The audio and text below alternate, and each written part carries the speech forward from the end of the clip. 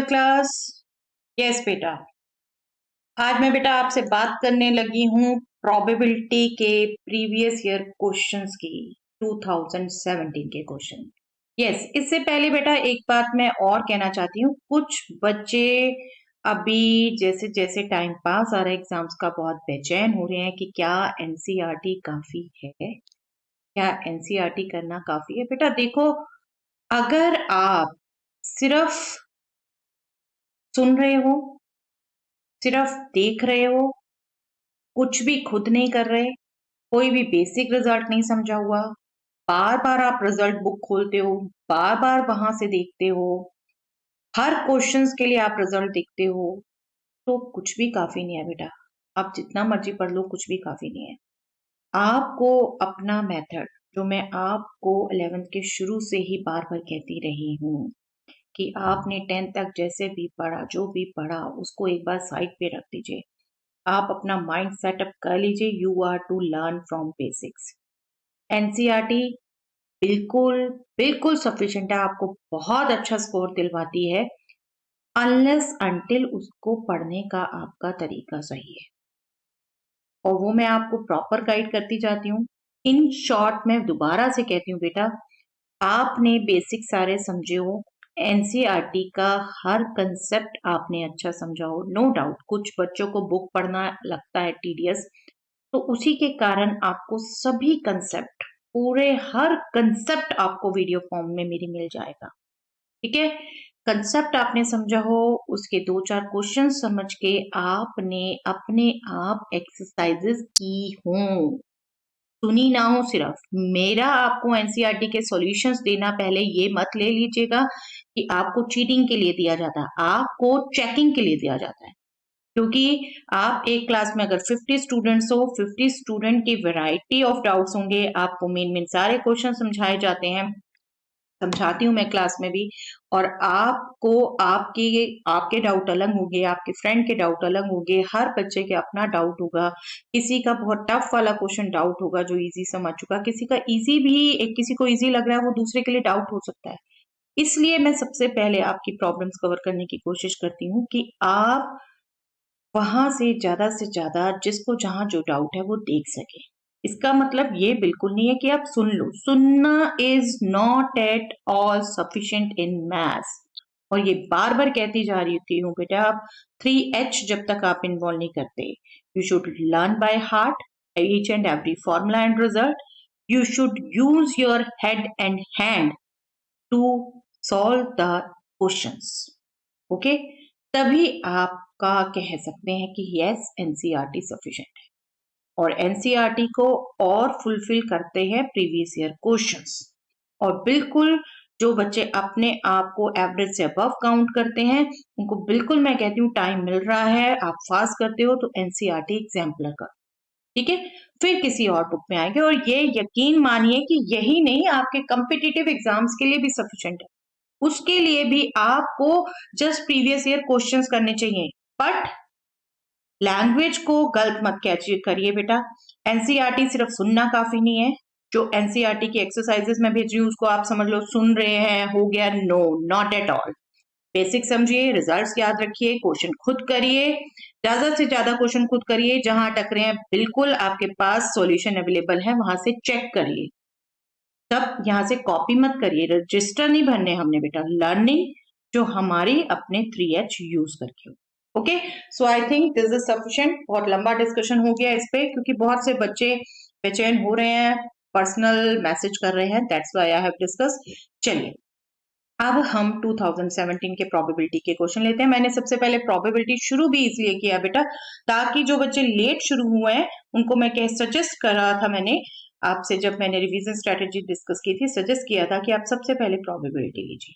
Okay, चलिए, 2017 में बेटा पेपर पैटर्न 2015-16 से थोड़ा चेंज हुआ था, तब टोटल क्वेश्चन 29 आते थे, 4 question 1 marker, 8 question 2 markers, 11 question 4 marker and 6 question 6 marker. इनमें से प्रोबेबिलिटी का 2 मार्क का 1 क्वेश्चन एंड 2 क्वेश्चन 4 मार्क के, दैट मीन्स अगेन 2 + 8 10 मार्क्स का क्वेश्चन आया था।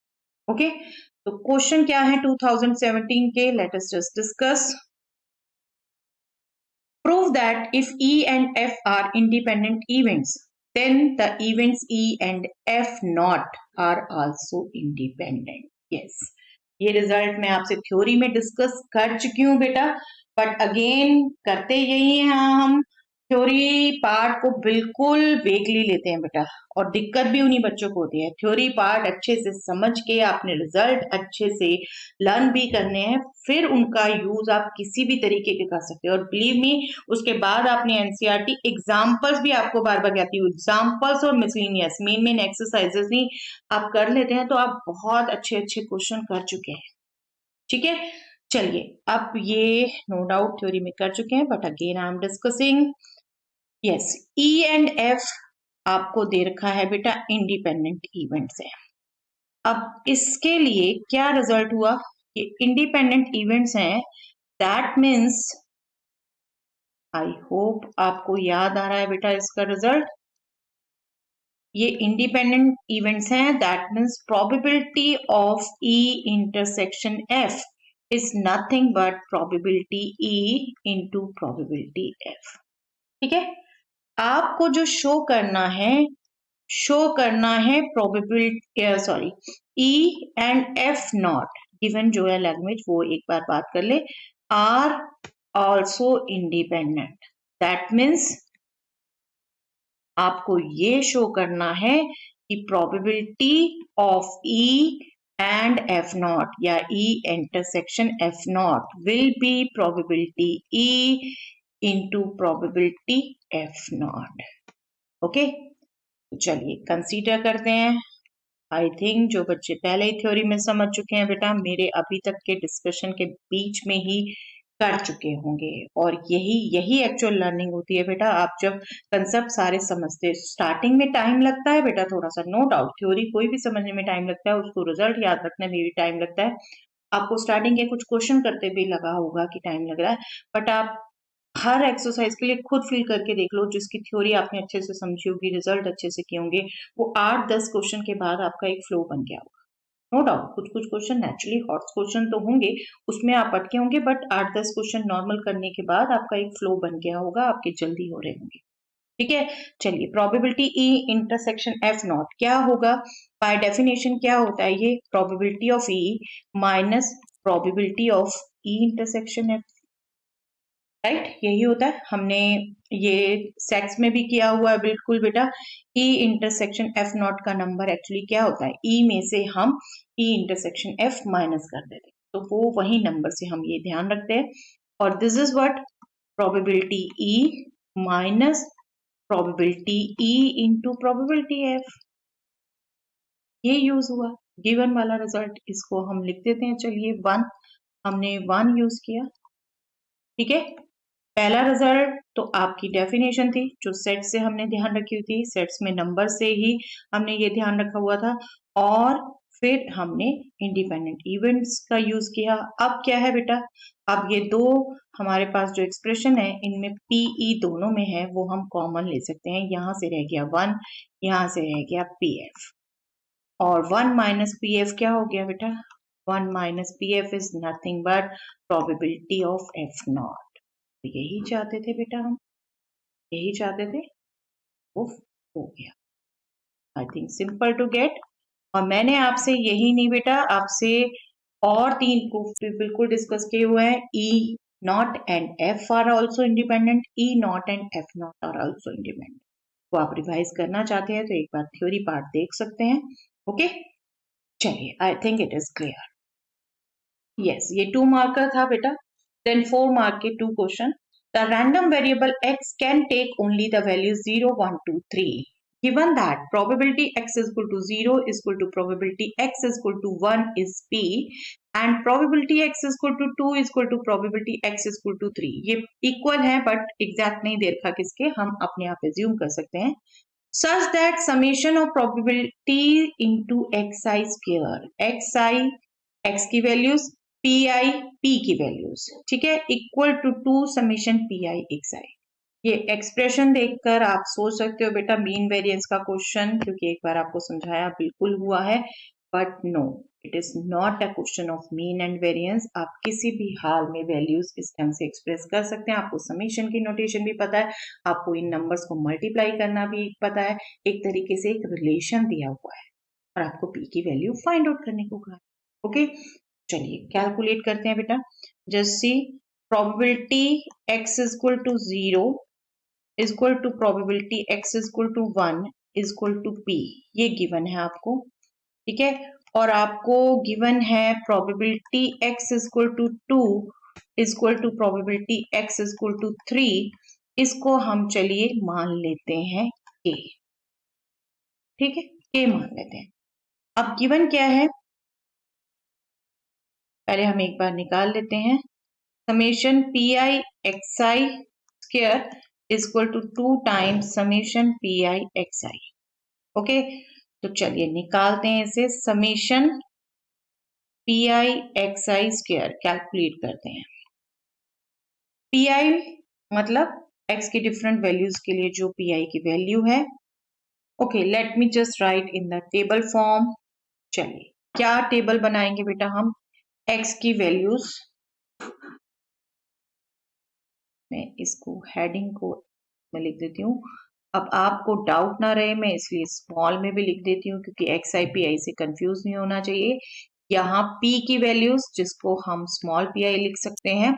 हमें देखिए जो हमें एक्सप्रेशन चाहिए बेटा, पी आई एक्स आई चाहिए और P I X I square भी चाहिए। ओके, चलिए मैं वैल्यूज ब्लू से ही लिखती हूँ। जैसे एक्स आई की वैल्यू क्या क्या है बेटा, 0 1 2 3। ओके, पी आई की वैल्यू क्या है, जब x इक्वल टू 0 है तो p स्मॉल p, जब 1 है तब भी small p। x equal to 2 3 पे इक्वल था, उसको हमने k एज्यूम किया, ठीक है। Simple data, simple to understand. अब P I into X I that means इन दोनों का प्रोडक्ट। ओके, मल्टीप्लाई करते जाइए। 0 into P 0, 1 into P P, 2 into K 2k, 3 into K 3k। Okay, next P I X I square मतलब इस वाले column को आपने एक्स आई से multiply, 0 into 0 0, next will be 1 into P p, next will be 2 into 2k, that means 4k, right?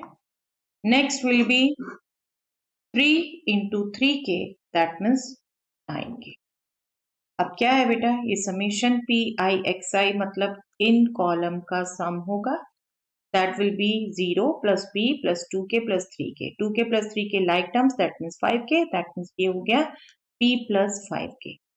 और ये हो गया बेटा 0 plus p plus 4k plus 9k, again 4k plus 9k like terms हैं, तो P I X I square इनका सम हो गया p प्लस 13k, राइट। तो summation P I X I square will be p plus 13k।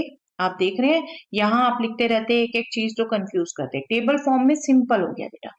और summation P I X I is nothing but p plus 5k। आपको जो given है relation वो given है summation P I X I square equal to 2 times summation P I X I. That means P I X I square means p plus 13k और 2 times summation P I X I that means p plus 5k। इसको simplify करें तो p plus 13k is equal to 2p plus 10k, that means 13k minus 10k is equal to 2p minus p, 2p minus p is nothing but p, 13k minus 10k is nothing but 3k, that means p is equal to 3k आ गया। हमें तो value निकालनी बेटा p की, क्या करें, don't forget हम इन calculation में हम ये ना भूल जाए कि समेशन पी आई 1 होता है, 1 होता है। अब पी आई क्या है बेटा, पी पी के that means P plus P 2p, के प्लस के 2k, 2p प्लस 2k 1 है, 2p प्लस 2k 1 है और p equal to 3k 1 relation है। बस इनको हम सॉल्व करेंगे।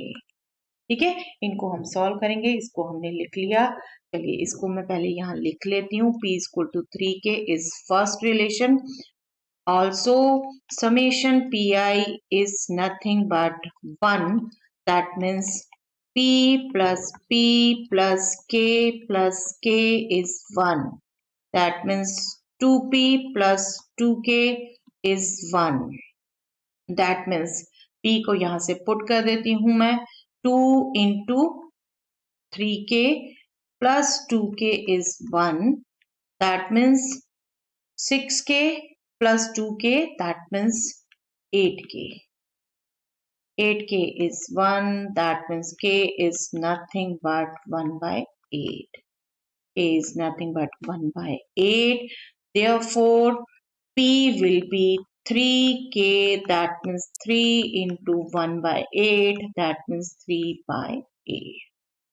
Okay? देखा आपने, बिल्कुल सिंपल, सिर्फ डाटा को अंडरस्टैंड करना है, ऐसा कुछ भी इसमें नहीं था मीन एंड वेरिएंस। ओके, हमारे पास एक एक्सप्रेशन दिया हुआ था, हमें उसे सॉल्व करना था, हमें लेकिन नॉलेज पूरी होनी चाहिए। हमें समेशन पीआई ही याद ना आए कि 1 है, और याद तभी नहीं आएगा बेटे जब हम थोरो रिजल्ट्स अंडरस्टैंड किए बगैर आगे बढ़े हैं। ठीक है, तो रिजल्ट्स अंडरस्टैंड करके याद रखना फिर आगे बढ़ना, that is the important step. ठीक है, चलिए next question. Often it is taken that a truthful person commands more respect in the society. I think you all also accept. A man is known to speak the truth 4 out of 5 times. He throws a die and reports that it is a 6. Find the probability that it is actually a 6. I think ऐसा question हमने किया हुआ है बेटा, आप बहुत quickly कर सकते हैं। ये रेगुलर क्वेश्चन है, पूछने का ढंग अलग हो बेटा। आपके बीच में कुछ पीरियड के लिए बेटा वैल्यू बेस्ड क्वेश्चन भी आते थे, और वैल्यू बेस्ड क्वेश्चन नहीं कि कुछ अलग से आपसे पूछा जाता था, आपको क्वेश्चन मॉडिफाई करने में ही इस ढंग से क्वेश्चन अटैच कर दिए जाते थे। Just see, do you also agree that the value of the truthfulness leads to more respect in the society? आप भी क्या इस बात को एग्री करते हैं जो एक स्टार्टिंग में statement the?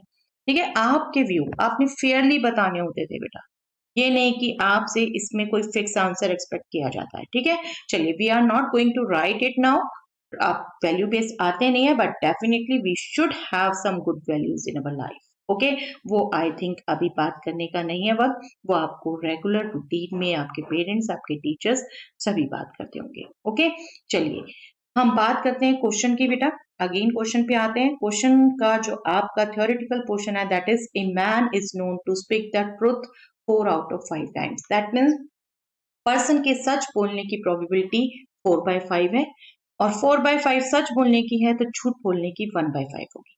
Got it? He throws a die, उसने एक डाई थ्रो की। डाई थ्रो की तो बेटा आउट ऑफ 6 कोई भी नंबर आ सकता है, and reports that it is a 6, और उसने रिपोर्ट किया कि 6 आया है। ठीक है, उसने बोला 6 आया है। Find the probability that it is actually a 6, that means person ने सच बोला है, सच बोला है, ये प्रोबेबिलिटी पूछी है तब जब 6 आया है और उसने पर्सन ने सच बोला है। तो अब यहाँ पर आप देखो बेटा, एक्चुअली एक्टिविटीज एक्चुअली देखो, पहले डाई रोल हो रही है, फिर पर्सन रिपोर्ट कर रहा है। तो डाई रोल होने की एक्टिविटी पे जो आउटकम्स हैं वो आपको पार्टीशन देगी।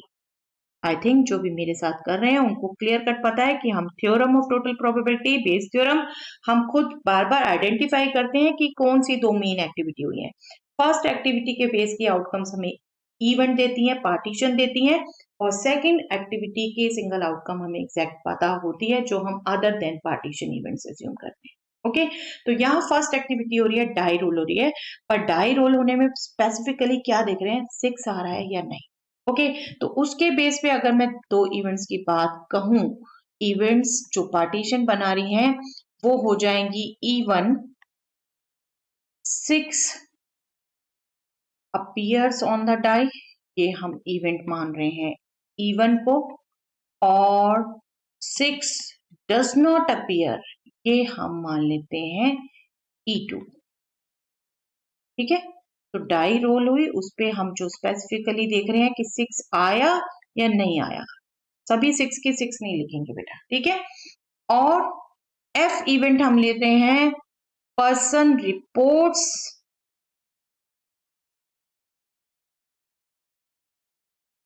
that it is a 6. Person report कर रहा है कि ये 6 है।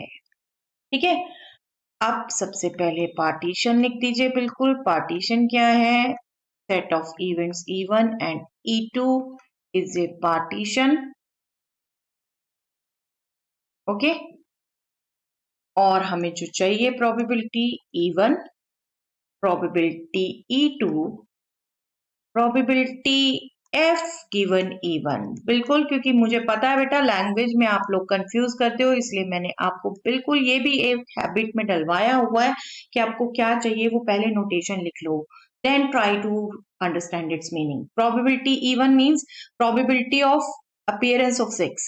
ठीक है, इवेंट्स अपनी ध्यान रखिए। अपीयरेंस ऑफ 6 आने की प्रोबेबिलिटी क्या होगी? 6 आउटकम्स है, फेवरेबल 1/6। ओके, 6 ना आने की प्रोबेबिलिटी ऑफ E2 मींस 6 नहीं आया। 6 नहीं आया तो आउट ऑफ 5 कुछ भी आ सकता है। ठीक है, तो दैट मीन्स उसके फेवर में 5 केसेस है, 5/6। Okay, simple to gate.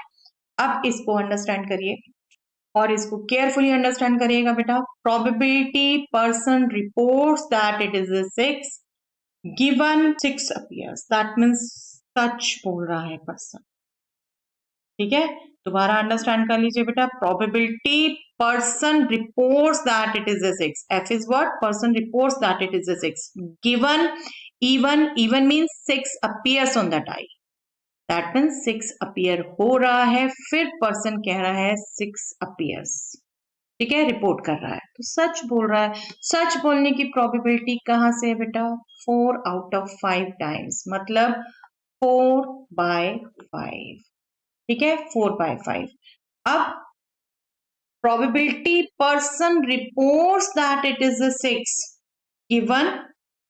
given 6 does not appear, person is reporting that 6 appears but actually 6 is not appearing, that means झूठ बोल रहा है, लाई कर रहा है वो पर्सन। तो उसकी प्रोबेबिलिटी क्या होगी? 1 - 4/5, दैट मीन्स 1/5। ओके, क्योंकि ये एक दूसरे के कॉम्प्लीमेंट्री होंगे। ये 4/5 है और ये 1 - 4/5 होगा, दैट मीन्स 1/5। ओके, अब जो हमें कैलकुलेट करना था, he throws a die and reports that it is a 6, that means ये रिपोर्टिंग हो गई, ये गिवन हो गया। find the probability that it is actually a 6। 6 actually है तो दैट मीन्स 6 अपीयर हुआ है, रिपोर्टिंग सही है। प्रोबेबिलिटी, रिक्वायर्ड प्रोबेबिलिटी क्या हो गई?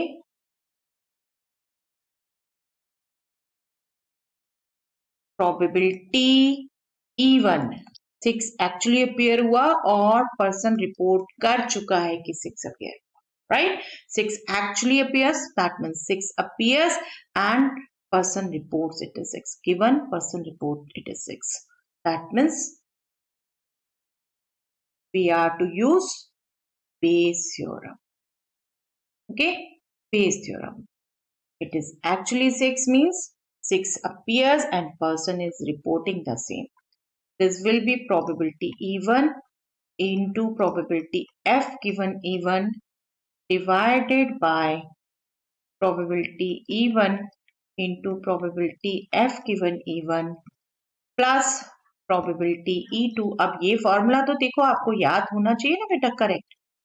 हमेशा आप जब एक्टिविटी बेस करते हो तो बिल्कुल ध्यान रहता है कि फॉर्मूले में F गिवन E1 है। ठीक है, probability E1 is 1/6, probability F given E1 was 4/5, this is 1/6 into 4/5 plus probability E2 is 5/6 into probability F given E2 is 1/5।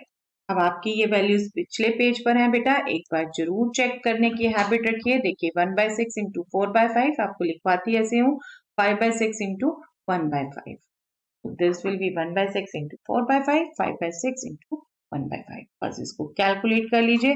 This is 4/30। आपको पता है मैं बिल्कुल हैबिट नहीं रखती इसको कट आउट करने की बेटा, ताकि आपकी कैलकुलेशन इजी हो। 30 आपका यहाँ एलसीएम हो गया, यहाँ से हो गया 4, यहाँ से हो गया 5। आप देख रहे हैं 30 cancel and we will get 4/9। कुछ कैंसिल करने की जरूरत ही नहीं, अदरवाइज यहाँ पहले कैंसिल करिए, यहाँ कुछ कैंसिल, यहाँ देखिए डिनोमिनेटर 6 आ जाएगा, यहाँ 15 आ जाएगा, फिर हम उसको एलसीएम लेके बराबर बनाए, नो सेंस। मुझे तो यहाँ बिल्कुल सिंपल लगता है कि आपकी कैलकुलेशन बहुत ईजी हो जाती है।